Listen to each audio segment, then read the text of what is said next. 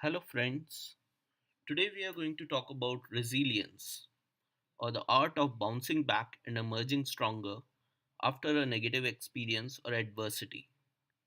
Now, this adversity could be a really acute adversity, in which case we can call it a trauma, or it could be a chronic adversity, in which we'll probably refer to it as chronic stress. So, either of these conditions, if you bounce back and emerge stronger after the fact, then you're probably displaying some aspect of being resilient.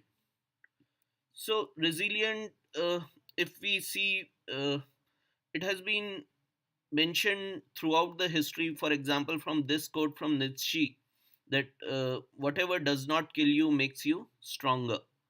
So, there's immense capacity in human beings to emerge stronger after any sort of traumatic event, any sort of chronic adversity, and that is what makes us special. And this has been in popular news also recently. For example, Sheryl Sandberg has written a new book along with Adam Grant called Option B, which also talks about being resilient in the case of immense loss, like when Sheryl Sandberg lost her husband on a vacation. So that is one of the examples of resilience that could be in the back of the mind of many viewers currently. So, what exactly is resilience scientifically or psychologically? How do we define it? So resilience, if you see, is basically first dimension is bouncing back to previous functioning.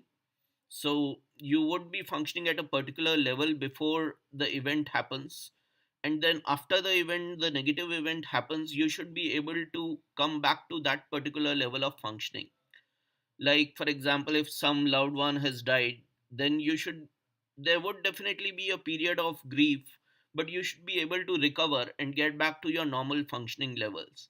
So if you do that, then you are resilient, and how fast you do that will also show how resilient you are. And this could apply not just to psychological thing, but this definition could also apply perhaps to physical resilience.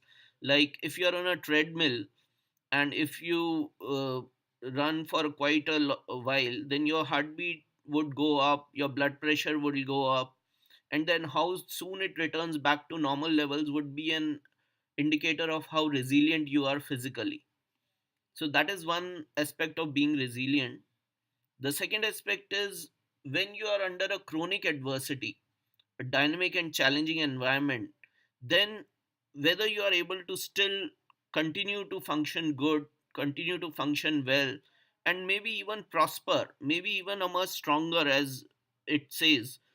Uh, and this is guided by pursuing some life goals that are dear to you.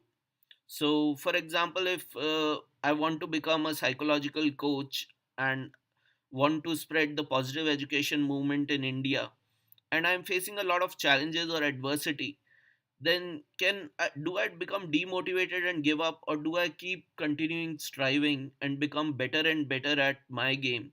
So that will prove whether I'm resilient or whether I'm not resilient. So that is again another sense of being resilient. And lastly, whether you are growing under those stressful circumstances, which could also be like post traumatic growth, that is also being talked about. That when you face some trauma or some very acute stressors, do you actually grow from that experience? Do you learn from that experience? Do you prioritize differently from that experience and emerge stronger? So, that is another sense of being resilient. Now, resilience has is steeped in the positive psychology concepts where we don't focus so much on vulnerability versus vis-a-vis what is the resourcefulness of the person. So every person has some vulnerability factors in him or her, and similarly some resources in him or her.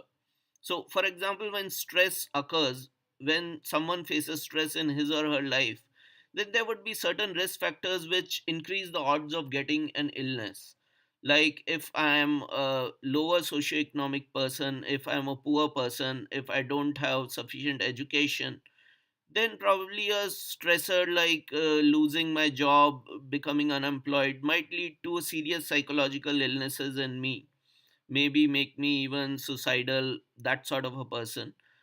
On the other hand, the stress can be viewed as a challenge also. And depending on the resources and buffers that I have, I may emerge resilient and become healthy or remain healthy.